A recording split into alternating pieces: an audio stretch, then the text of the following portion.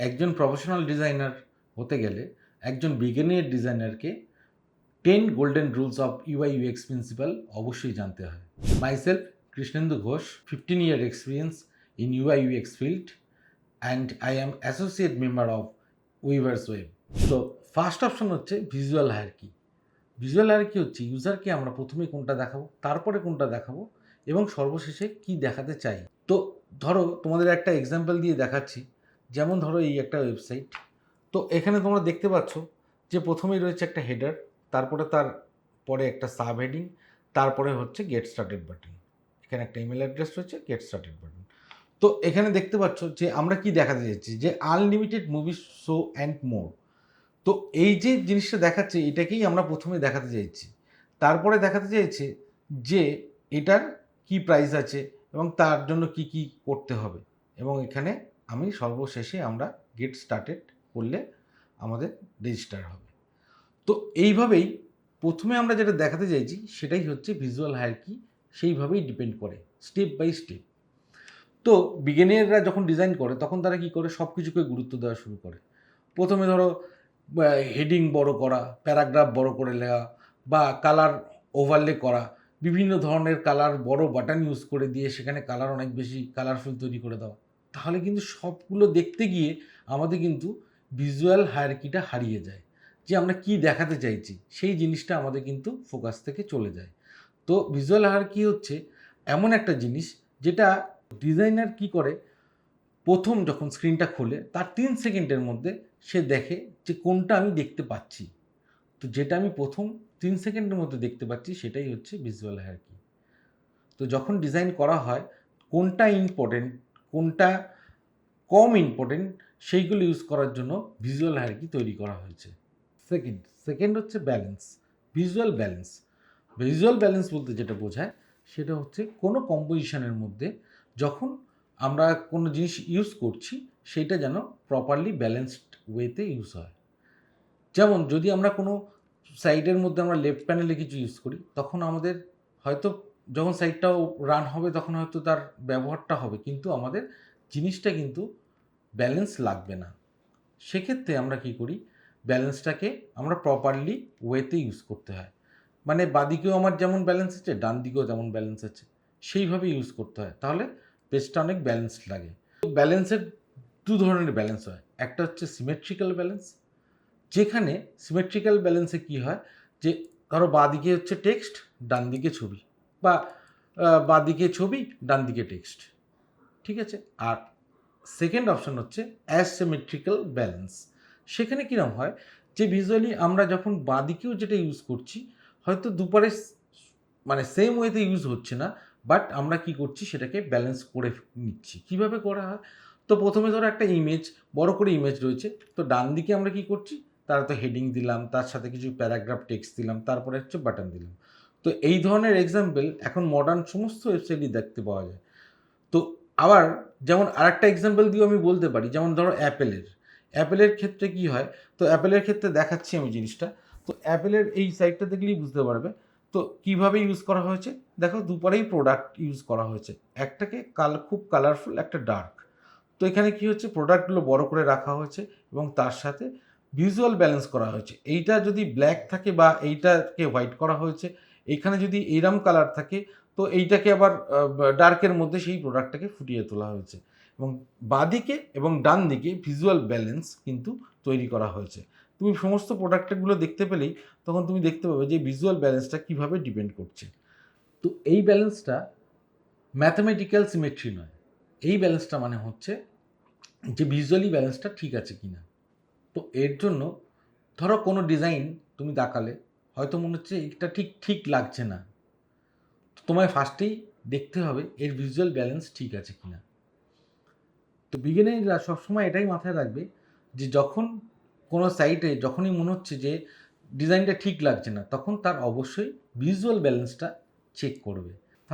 Third হচ্ছে contrast মানে যে কোনো ডিজাইনের মধ্যে এলিমেন্টগুলোকে কিভাবে আলাদা তৈরি করা যায়, তো এটাকেই বলা হচ্ছে কন্ট্রাস্ট। সো এক্সাম্পল হিসাবে আমরা একটা ওয়েবসাইট দেখাচ্ছি। তো এখানে তোমরা দেখতে পাবে যে প্রথমে দেখো ওপরে একটা লোগো রয়েছে এবং ওপরে নেভিগেশন রয়েছে, তার সাথে দেখো কালার, পজিশনিং, শেপ এবং টাইপোগ্রাফি কিভাবে ব্যালেন্সড ওয়েতে ইউজ করে তার কন্ট্রাস্টটা তৈরি করেছে। তো এখানে দেখো হেডিং বড় হওয়া, তারপরে হচ্ছে তার সাব হেডিং, এটা যেমন একটা কন্ট্রাস্ট, আবার কোন জিনিসটাকে আমি দেখাতে চাইছি এবং কোন জিনিসটা হাইলাইটেড সেটাও একটা কন্ট্রাস্ট। তো কালারের ওপরে যেমন ডিপেন্ড করছে তেমন সাইজের ওপরে ডিপেন্ড করছে। তো কন্ট্রাস্টটাকে আমরা এমনভাবেই ব্যালেন্সড ওয়েতে ইউজ করতে হবে যাতে আমাদের ভিজুয়ালি জিনিসটাকে সুন্দর লাগে। তো আর একটা জিনিসও আমি বলতে পারি, আর একটা এক্সাম্পল আমি দেখাচ্ছি এখানে। এক্সাম্পল হিসেবে আমি আর একটা সাইটও দেখাতে পারি। যেমন ধরো এখানে ধরো একটা সাইট রয়েছে যেখানে আমার উপরেই দুটো বাটন রয়েছে। তো এইটাকে আমরা প্রথমে ইউজ করছি, পরেরটা এটা ইউজ করছি। তো প্রথমটাকে আমরা খুব কালারফুল রেখেছি যাতে এখানে এই পোর্শনটাই মানুষ দেখতে পায়, এবং পরেরটাই হচ্ছে তার যখন ক্লিক করব তখন তাকে আবার হাইলাইটেড করব। তো প্রাইমারি বাটন, সেকেন্ডারি বাটন, এটাও কিন্তু কালার ঠিক করা একটা কন্ট্রাস্ট। তো কন্ট্রাস্ট ইউজ করাটা ডিজাইনের ক্ষেত্রে খুব ইম্পর্টেন্ট, এবং আমরা কন্ট্রাস্টটাকে খুব ব্যালেন্সড ওয়েতে ইউজ করতে পারি। তো সব কিছুর মধ্যে কোনটা আলাদা করে ইউজ করা দরকার, কোন এলিমেন্টটা আমাদের খুব ইম্পর্টেন্ট, সেটাকে যখন আলাদা করে ইউজ করা হয় সেটাও একটা কন্ট্রাস্টের মধ্যেই পড়ে। ফোর্থ প্রিন্সিপাল হচ্ছে কনসিস্টেন্সি। তো কনসিস্টেন্সি মানে যেটা বোঝায় যে জিনিসগুলো একই রকম দেখতে এবং একই কাজ করে সেইগুলোকে আমরা বারবার করে ইউজ করি। যেমন ধরো একটা ওয়েবসাইট বা একটা অ্যাপে যদি একটা জায়গায় বাটনকে আমরা বারবার করে সেটা কোনো জায়গায় স্কোয়ার করি, কোনো জায়গায় রাউন্ডেড কর্নার, কোনো জায়গায় হয়তো ডায়াগোনাল শেপের ইউজ করলাম, তো তার কনসিস্টেন্সি থাকে না বাটনটা। তো আমরা কি করি, প্রাইমারি বাটন বা প্রাইমারি জিনিসের ক্ষেত্রে বা প্রাইমারি হেডিংয়ের ক্ষেত্রে সবসময় একইভাবে কনসিস্টেন্সি ইউজ করি। সো এক্সাম্পল হিসেবে আমি একটা ওয়েবসাইট দেখাচ্ছি যারা কিভাবে কনসিস্টেন্সি প্যাটার্ন অনুযায়ী ডিজাইনটা করেছে। তো এখানে তোমরা দেখতে পাবে প্রতিটা সেকশনের ক্ষেত্রে প্রাইমারি জিনিসগুলোকে সেম ওয়েতে ইউজ করা হয়েছে। দেখো button, input, navigation, card, dialog, typography, সমস্ত কিছু। যেমন দেখো এখানে দেখো রাউন্ডেড কর্নার বাটন রয়েছে বা রাউন্ডেড কর্নার বক্স রয়েছে যেখানে হচ্ছে ইমেজ ইউজ করা হচ্ছে, তার নিচে একটা টেক্সট রয়েছে, তার নিচে প্রাইস রয়েছে এবং তারপরে রয়েছে হচ্ছে তার রেটিং। তো সেম প্যাটার্ন তুমি পুরো ওয়েবসাইটের মধ্যে গেলেই দেখতে পাবে। এবার একজন ইউজার যখন এই কম্পোনেন্ট বিহেভিয়ারগুলো বুঝতে পারবে তখন তারা কি করবে, তাদের নতুন করে আর কিছু শিখতে হবে না, তারা আস্তে আস্তে করে জিনিসটা গ্র্যাব করা শুরু করে দেবে এবং তার সাথে এই ওয়েবসাইটের সাথে সে ফ্যামিলিয়ার হয়ে যাবে। তাহলে এর ইউজেজ অনেক বেশি হবে। তো এই ক্ষেত্রে আমরা ভালো ডিজাইনের ক্ষেত্রে কনসিস্টেন্সি কিন্তু আমাদের অবশ্যই করতে হবে। কনসিস্টেন্সি যদি সমস্ত ওয়েবসাইটে যদি প্রাইমারি প্যাটার্নগুলো বিভিন্ন শেপের হয়ে যায় বা বিভিন্ন কালারের হয়ে যায় তাহলে আমাদের জিনিসটা বুঝতে খুব অসুবিধা হয়। এই জন্য ডিজাইনের ক্ষেত্রে আমাদের প্রথমে আমাদের সেট করে নিতে হবে যে আমরা কিভাবে জিনিসটা ইউজ করছি। যেমন এক্সাম্পল হিসেবে আমি তোমাদের একটা সাইট আমরা বানিয়েছি, তো সেটা আমরা দেখাতে পারি তোমাদের। তো এখানে তোমরা দেখতে পাবে যে কিভাবে, দেখো এখানে ইনপুট ফিল্ডগুলোকে একটা সেম ওয়েতে ইউজ করা হয়েছে, কালারগুলোকে বা তার আইকনগুলোকে। এখানে তুমি দেখতে পাবে যে স্টেপ বাই স্টেপ কীভাবে ফলো করা হয়েছে, কিভাবে আলাদা বাটনগুলোকে হোভার এফেক্ট এবং তার যখন কোনো ছোট বক্স বা বড় বক্সের ক্ষেত্রে আলাদা আলাদা করে আইকনগুলো সেট করা হয়েছে। তো কি করছি, সেম প্যাটার্ন অনুযায়ী বাদবাকি বাটনগুলো যখন ইউজ করছি তখন সেমভাবে সেম কনসিস্টেন্সিতে ইউজ করছি।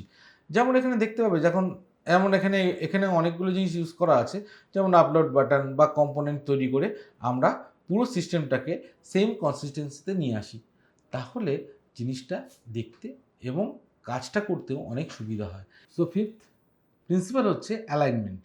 অ্যালাইনমেন্ট কী করে, ডিজাইনের স্ট্রাকচার এবং অর্ডার সিস্টেম তৈরি করে। যেমন যদি প্রতিকটা এলিমেন্ট সুন্দর হলেও যদি পারফেক্ট অ্যালাইনমেন্ট না থাকে তাহলে ডিজাইনটাকে খুব মেসি মনে হতে পারে। যেমন ধরো একটা কোনো ফর্মের ক্ষেত্রেই ভাবা যাক, তো ফর্মের ক্ষেত্রে যদি আমরা ইমেল, তারপরে হচ্ছে নেম, তারপরে হচ্ছে ধরো ফোন নাম্বার, অ্যাড্রেস, এগুলো যদি ঠিকঠাক অ্যালাইনমেন্ট না থাকে তাহলে ফর্মটাকে দেখতে সুন্দর হয় না। সেইগুলোকেই যখন আমরা প্রপার অ্যালাইনমেন্টে যখন আমরা বসাই তখন কিন্তু ডিজাইনটাকে অনেক সুন্দর দেখতে লাগে। এক্সাম্পল হিসেবে আমি একটা ড্যাশবোর্ড ইন্টারফেস দেখাচ্ছি। তো এখানে তোমরা দেখতে পাবে একটা স্টেপ ফর্ম রয়েছে এবং এখানে দেখতে পাবে প্রতি কটা সেকশনের মধ্যেই তার হেডিং, তার ইনপুট ফিল্ড, তার আইকন সমস্ত সেম অ্যালাইনমেন্টে রয়েছে। তাই জন্যই ডিজাইনটাকে পারফেক্টভাবে দেখা যাচ্ছে এবং ডিজাইন কনসিস্টেন্সিটাও সেমভাবে ডিপেন্ড করছে অ্যালাইনমেন্টের ওপরে। তাহলে এই যখন ডিজাইনগুলো আমরা তৈরি করি তার সমস্ত কিছু, যেমন এইখানেও তোমরা দেখতে পাবে যে দেখো এখানে বাটনগুলো সেমভাবে ইউজ করা হয়েছে, নেক্সট প্রিভিয়াস বাটনটাকেও সেম ওয়েতে ইউজ করা হয়েছে। যেহেতু নেক্সটটা অ্যাক্টিভ রয়েছে তো সেম অ্যালাইনমেন্টে দেখো এই অ্যালাইনমেন্ট অনুযায়ী কিন্তু নেক্সট বাটনে রাখা হয়েছে এবং কালারটাকে এইভাবে করা হয়েছে যাতে আমরা নেক্সট করে পরের সেকশানে যেতে পারি এবং পরের সেকশানে গেলেও দেখতে পাবে সেম ওয়েতে আমরা কনসিস্টেন্সি অনুযায়ী প্যাটার্ন ইউজ করেছি এবং তার সাথে অ্যালাইনমেন্টটা কিন্তু সেম ওয়েতেই রয়েছে। এর সাথে ডিপেন্ড করে 3 থেকে 4টে জিনিস ডিপেন্ড করে। একটা হচ্ছে যেমন হচ্ছে প্যাডিং, মার্জিন তার কত রয়েছে এবং আমার ইনপুট ফিল্ডের সাথে টেক্সটের মেন হেডিংয়ের সাথে তার যে গ্যাপিংটা রয়েছে সেটা কতটা রয়েছে, সেইটা যেন প্রতিটা পেজে সেম অ্যালাইনমেন্ট অনুযায়ী আমরা ইউজ করতে পারি, তাহলেই ডিজাইনটা পারফেক্ট এবং সুন্দর লাগে। 6th প্রিন্সিপাল হচ্ছে প্রক্সিমিটি। প্রক্সিমিটি মানে হচ্ছে যে সমস্ত এলিমেন্টগুলো আমরা ইউজ করছি তার রিলেটেড ইনফরমেশানগুলো কাছাকাছি রাখা। যেমন ধরো একটা প্রোডাক্ট পেজের ক্ষেত্রে হয়, তো প্রোডাক্ট পেজের ক্ষেত্রে কী হয়, আমরা বাদিকে যেমন প্রোডাক্টটা দেখতে পাই, ওপরে একটা হেডিং, তারপরে তার কোয়ান্টিটি এবং তারপরে আমরা বাই নাও করতে চাই না একটু কাট করতে চাই। তো এটা খুবই সিম্পল, কিন্তু দেখো রিলেটেড অপশানগুলোকে খুব কাছাকাছি রাখা হয়। মেনলি এটা একটা স্ক্রিনের মধ্যে আমরা রাখার চেষ্টা করি, যেহেতু আমরা প্রক্সিমিটিটাকে আমরা ইউজ করছি। যেমন একটা এক্সাম্পল হিসেবে দেখাতে পারি, ধরো এইখানে একটা নাইকের একটা ওয়েবসাইট দেখাচ্ছি, তো এখানে দেখতে পাচ্ছ যে আমার এখানে একটা ছবি রয়েছে, তার সাথে এখানে হেডিং রয়েছে এবং তার প্রাইসটা রয়েছে এবং তার সিলেক্টেড সাইজটা রয়েছে এবং এটা অ্যাড টু ব্যাগে যাচ্ছে না ফেভারিটে যাচ্ছে। তো এই সমস্ত রিলেশনটা দেখো একটা পেজের মধ্যেই সমস্ত অপশানগুলো দেখানো হয়েছে। এছাড়াও আর একটা এক্সাম্পলও হতে পারে, যেমন হচ্ছে ধরো আমরা হচ্ছে অ্যামাজনের একটা সাইটে গেলাম, তো এখানে তোমরা দেখতে পাচ্ছ যে দেখো এখানে একটা ইমেজ রয়েছে, এখানে তার ডেসক্রিপশান রয়েছে, তার সাথে তার প্রাইস, অফার, তার ওয়ারেন্টি সমস্ত কিছু রয়েছে এবং কালার রয়েছে এবং ডান দিকে তার total price, add to cart, buy now button রয়েছে। তো এগুলো যেহেতু related to each and other, তো সেটাগুলোকে আমরা কাছাকাছি রাখার চেষ্টা করছি, তো that is called proximity. 7 principle হচ্ছে হোয়াইট স্পেস। মানে বিভিন্ন এলিমেন্টের মধ্যে যে স্পেসটা থাকে আমরা সেটাকে বলি হোয়াইট স্পেস। তো হোয়াইট স্পেসটা কিন্তু ওয়েস্টেড স্পেস বা ব্ল্যাঙ্ক স্পেস নয়, তারা সমস্ত এলিমেন্টের মধ্যে একটা ব্রিদিং এরিয়া তৈরি করে, যাতে ডিজাইনটার মধ্যে একটা ব্রিদিং এরিয়া থাকে। যেমন যে কোনো একটা ওয়েবসাইটের ক্ষেত্রে ধরো আমরা একই সাথে প্যারাগ্রাফ, তার সাথে টেক্সট, হেডিং, তার ইমেজ সবগুলো একসাথে ইউজ করে দিলাম, তাহলে কিন্তু ডিজাইনটা কোনো স্পেস পায় না, আমরা যেটা দেখাতে চাইছি সেইটা আমরা দেখাতে পারি না। কিন্তু অন্যান্য ভালো ওয়েবসাইটের ক্ষেত্রে আমরা দেখতে পাই যে এমটি স্পেস প্রচুর রয়েছে, কিন্তু আমরা যেটা দেখাতে চাইছি সেটাও পরিষ্কারভাবে দেখাতে পারছি। তো এক্সাম্পল হিসেবে আমি যেমন অ্যাপেল এটাকে খুব সুন্দর করে হোয়াইট স্পেসটা ইউজ করেছে। তো অ্যাপেলের ওয়েবসাইটটা গেলে দেখা যাবে যে অ্যাপেল বরাবরই হচ্ছে একটু বড় ইমেজ বা বড় প্রোডাক্ট ইউজ করছে। তো এখানে দেখতে পাবে যে ইমেজগুলোর প্রোডাক্টগুলোও বড় এবং এখানে দেখো অনেকটা বেশি হোয়াইট স্পেস, তার সাথে তার হেডিং রয়েছে এবং খুব শর্ট ডেসক্রিপশান রয়েছে এবং দুটো বাটন রয়েছে, learn more, buy now. So এই জায়গাটার জন্য ডিজাইনটা কিন্তু এত প্রিমিয়াম লাগছে। তো ডিজাইনের ক্ষেত্রে হোয়াইট স্পেসটা খুব বেশি ইম্পর্টেন্ট, কারণ স্পেসটার ক্ষেত্রে কয়েকটা জিনিস আমাদেরকে ডিফাইন করে দেয়। যেমন হোয়াইট স্পেস বেশি থাকলে আমরা দেখতে পারি তার এলিগেন্সি, তার প্রোডাক্টটাকে সুন্দর করে দেখানো যায়, তার এলিমেন্টগুলোকে অনেক বেশি ভিজুয়াল মনে হয়। তো হোয়াইট স্পেস আমাদের ডিজাইনের ক্ষেত্রে খুবই বেশি ইম্পর্টেন্ট। তো হোয়াইট স্পেস তৈরি করতে গেলে কয়েকটা জিনিস মাথায় রাখতে হবে, যে আমার কাছে কত কন্টেন্ট আছে সেটা একটা স্ক্রিনে কীভাবে ফিট করছি সেটা বড় কথা নয়, মেন জিনিসটা হচ্ছে কন্টেন্টটা কত কমফোর্টেবলভাবে ডিজাইনের মধ্যে ইনপুট করা যায় এবং তার মধ্যে কতটা স্পেস রাখলে ডিজাইনটা দেখতে সুন্দর হয়, সেটার জন্যই আমাদের এই প্রিন্সিপালটা খুব ইম্পর্টেন্ট। সো 8 প্রিন্সিপাল হচ্ছে রিপিটেশন। রিপিটেশন কি করে? যে কোনো ইউজারকে ফ্যামিলিয়ার তৈরি করে দেয়। যেমন ধরো যে কোনো ই কমার্স প্ল্যাটফর্মে আমরা দেখতে পাই যে আমরা যখন কার্ট ভিউতে দেখি তখন দেখবে যে প্রতি কটা সেকশনের ক্ষেত্রে সেমভাবে প্রোডাক্টগুলোকে আমরা ইউজ করি। তাতে ইউজারদেরও বুঝতে সুবিধা হয় এবং তারা ক্লিক করলে পরবর্তী পেজে যেতেও সুবিধা হয়। তো এইটা রিপিটেশন যদি থাকে তাহলে আমাদের ডিজাইনটাকে অনেক বেশি ফ্যামিলিয়ার করে তোলে। সো এক্সাম্পল হিসেবে আমি একটা ওয়েবসাইট দেখাচ্ছি, যেমন ধরো অ্যামাজন। তো অ্যামাজনের ক্ষেত্রে তোমরা দেখতে পারবে যে সেমভাবে কিন্তু কার্ডের ক্ষেত্রে পরপর রিপিটেশনটা হয়ে যায়। যেমন এখানে ধরো একটা ইমেজ, তার সাথে তার হেডিং রয়েছে, তার ডেসক্রিপশান রয়েছে, তার রেটিং রয়েছে, তারপরে তার প্রাইস রয়েছে এবং তার সাথে সাথে তার ডেলিভারি ডেট এবং অ্যাড টু কার্ট রয়েছে। তো এই সেম রিপিটেশন দেখো পরপর সমস্ত কার্ডে ইউজ করা হয়েছে। তো রিপিটেশন করলে কি হয়, শুধু বক্সের ক্ষেত্রে বা কার্ডের ক্ষেত্রে ইউজ করা হচ্ছে না, রিপিটেশন কিন্তু কালার, টাইপোগ্রাফি, স্পেসিং এবং ইনপুট ফিল্ডের ক্ষেত্রেও কিন্তু সেম রিপিটেশন ইউজ করা হয়। তো রিপিটেশন কি করে, প্রতিটা ইউজারকে ফ্যামিলিয়ার করে তোলে যে এই সেম প্রোডাক্টটাই যখন অন্য সাইডে যাই তখন দেখবে আবার তার একটা ডিজাইন প্যাটার্ন তৈরি হয়, তার আবার তার একটা রিপিটেশন থাকে। তো সেইভাবেই আমাদের ইউজারদের বুঝতে অনেক সুবিধা হয় যে প্রোডাক্টটা যখন প্রোডাক্ট বা কোনো কিছু যখন আমরা জিনিসটা কিনছি তখন আমাদের কিভাবে আমরা ইউজটা করছি। তো রিপিটেশন হচ্ছে কিন্তু একটা কনসিস্টেন্সি তৈরি করে ডিজাইনের মধ্যে, যেটা অনেক বেশি সুন্দর এবং ভালো লাগে দেখতে। নাইন্থ প্রিন্সিপাল হচ্ছে স্কেল অ্যান্ড প্রপোর্শন। স্কেল বলতে যেটা বোঝায় একটা এলিমেন্ট থেকে আরেকটি এলিমেন্ট কত ছোট বা বড়, আর প্রপোর্শন মানে যেটা বোঝায় যে একটা এলিমেন্টের সাথে সাইজের সাথে অন্য এলিমেন্টের সাইজের কতটা ব্যালেন্সড। সো এক্সাম্পল হিসেবে ভাবা যেতে পারে, যেমন একটা ডিজাইনের ক্ষেত্রে হেডিংটা বড়, তারপরে হচ্ছে তার সাবহেডিংটা মাঝারি এবং বাটনটা ছোট। তাহলে ইউজার সহজেই বুঝতে পারে কোনটা বেশি ইম্পর্টেন্ট এবং কোনটা বেশি ইম্পর্টেন্ট নয় এবং কোনটাতে আমি ক্লিক করব। তো এই সমস্ত বিষয়টা যখন স্কেল এবং প্রপোর্শন অনুযায়ী আমরা ইউজ করব তখন ডিজাইনটাকে আরও প্রপার ওয়েতে ইউজ করা হয়। যেমন একটা এক্সাম্পল হিসেবে দেখাচ্ছি, যেমন ধরো হচ্ছে এইখানের ক্ষেত্রে দেখো এখানে একটা বড় হেডিং রয়েছে, তারপরে তার অপশানগুলো রয়েছে, এখানে একটা বড় সার্চ বার রয়েছে এবং তার নিচে ছোট ছোট কার্ট ভিউতে তার বিভিন্ন profile, connect, race and event and market রয়েছে। তাহলে এখানে আমরা কি তৈরি করতে পারলাম যে ভিজুয়াল হায়ারার্কি কোথায়, তার ফোকাসটা কোথায়, ব্যালেন্স কোথায়, রিডেবিলিটি কত সুন্দর, বেটার এক্সপিরিয়েন্স, বেটার কম্পোজিশন এবং রিয়েল কম্পোনেন্টগুলোকে আমরা রিপিটেশন অনুযায়ী কিভাবে স্কেল এবং প্রপোর্শন অনুযায়ী ইউজ করছি সেটা প্রপার ওয়েতে দেখানো হয়। তো যদি আমরা সমস্ত এলিমেন্টকে স্কেল এবং প্রপোর্শন অনুযায়ী একই রাখি তাহলে ডিজাইনটার ভিজুয়াল যে ইন্টারফেসটা সেটা সম্পূর্ণভাবে নষ্ট হয়ে যায়।